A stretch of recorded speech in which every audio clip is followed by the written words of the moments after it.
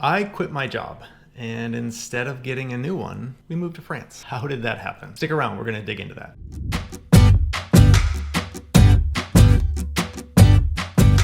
Hi, I'm Raina. I'm Jason. We're here with Baguette Bound. So I had a corporate job. I was on the succession track. Bonuses were getting better every year. Things were going well, maybe, but I wasn't satisfied. There was kind of the thought of like, is this it? Am I going to do this for another 15 or 20 years? How long is this going to keep going? And with that in mind, one day I went into work and I announced my resignation. Said I was quitting. I talked it over with my team, my leadership group. There was a lot of shock and surprise at this moment. I felt like, I think for a lot of people, it kind of came out of nowhere, even though maybe it had kind of been bubbling there for a long time. So I worked out a 3-month plan. I would continue to work for 3 months, find a new replacement to fill my role, get my team through some certain things and over some hurdles that we were working on currently. So this gave me 3 months to kind of think about what's coming next, right? I'll find a new job, I'll do something different. I don't know what it is exactly, but I've got time to think about it. 3 months passed. I kept working. I got to a really great place. It was really a good experience leaving. But then I was free and I still didn't have a plan. Yeah. So at that time, it was okay though. It took a lot of time. I did some things. I spent time with my daughter, with my wife. We went and saw some family that was out of state.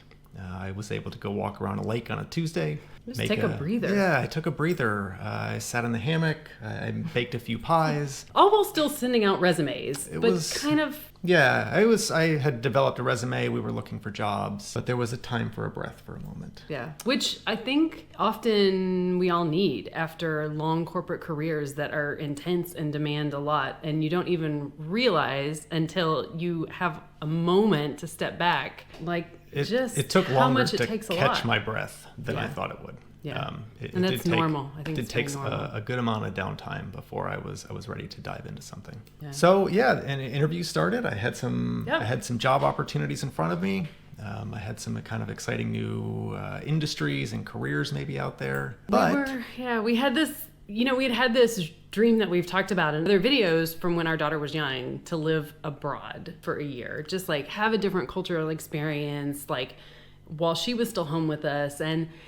But we'd just been through the pandemic. We had just moved to Colorado. Like, he didn't have a job. So we were kind of like, is it feasible? Or just too much change for our daughter. We just had these questions, but there was still it was out there. Like, what if this is the moment? What if this is actually the opportunity? So we've started breaking out spreadsheets. Yeah, we got spreadsheets out.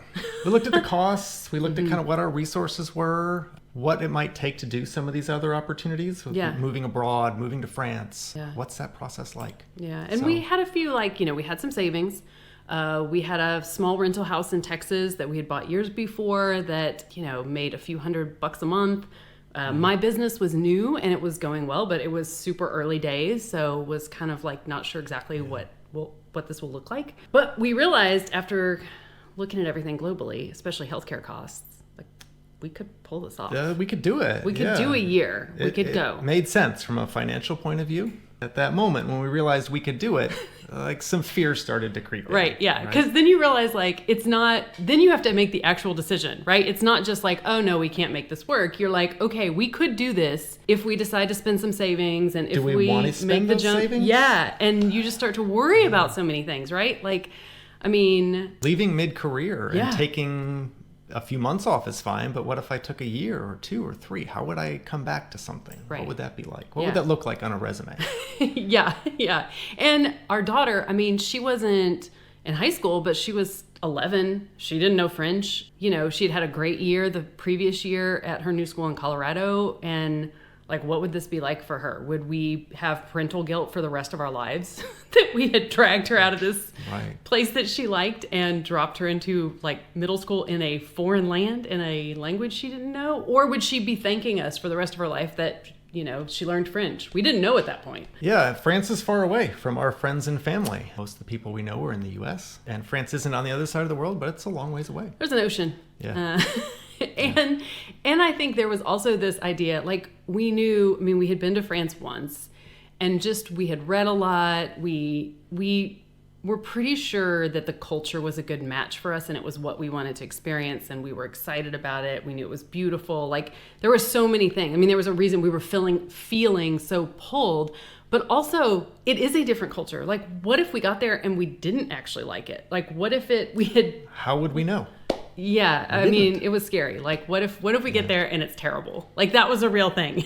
we were thinking. Yeah. But the thing, I think, as all those like worries and what ifs were swirling around, that pulled us out of the rabbit hole and actually, was a decision point. There was like a moment we thought of something.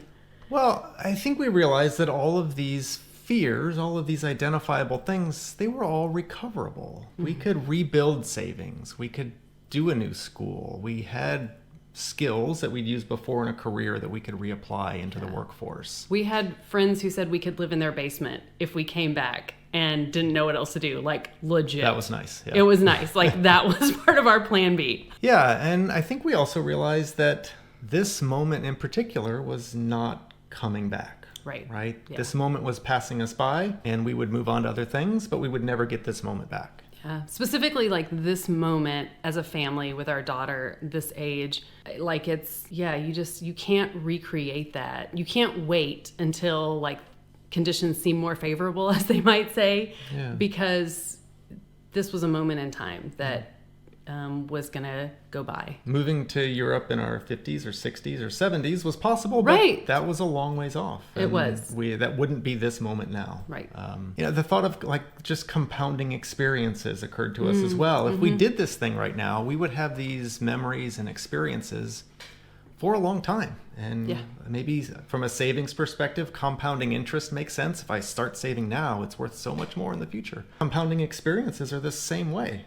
I can talk about this market in France. I can talk about this crazy plane ride we had. I can talk about this city that we went and saw, or this odd moment with not understanding what was being said to us at the store. I can relive that 1,000 times. There's something to that. And I think the other thing was we thought about, it's hard if your life right now is actually pretty good, right? I mean, if life on a scale of 0 to 10, if life is a 3, it's pretty easy to like, I need to do something, right? But if life is good already, like if it's a 6 or a 7, like, I can imagine some cool things or exciting things or adventure or something that it could be better, but it's pretty good.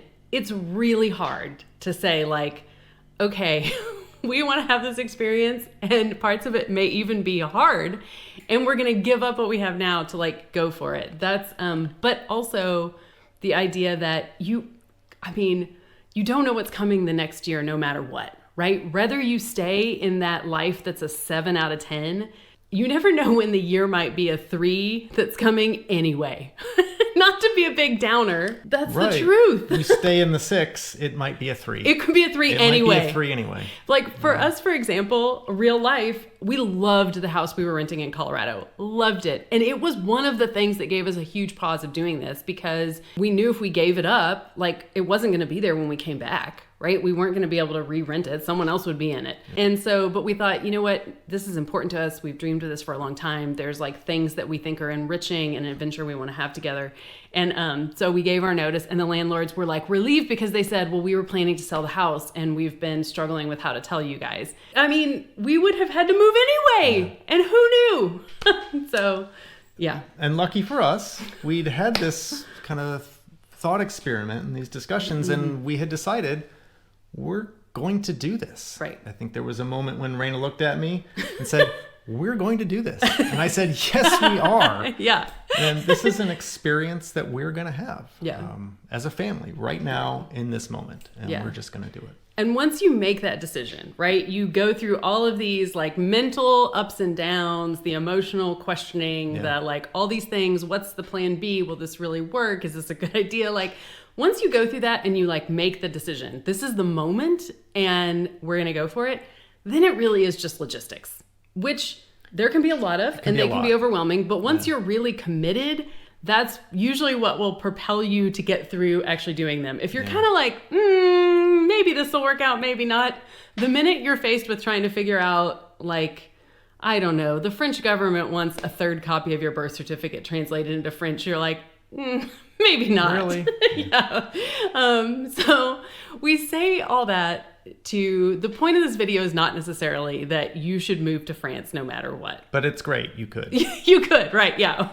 But it is the idea that, like, no matter what is happening in life right now, even if it's not the moment to move to France, it's the moment for something, because this particular moment isn't coming back. And sometimes there are moments in time that are the best for doing something, even if there's other things that it would have been great to get one more bonus before he left his job. Yeah. But in retrospect, this was the moment. Our daughter would have been older. Maybe it would have been harder for her to switch schools.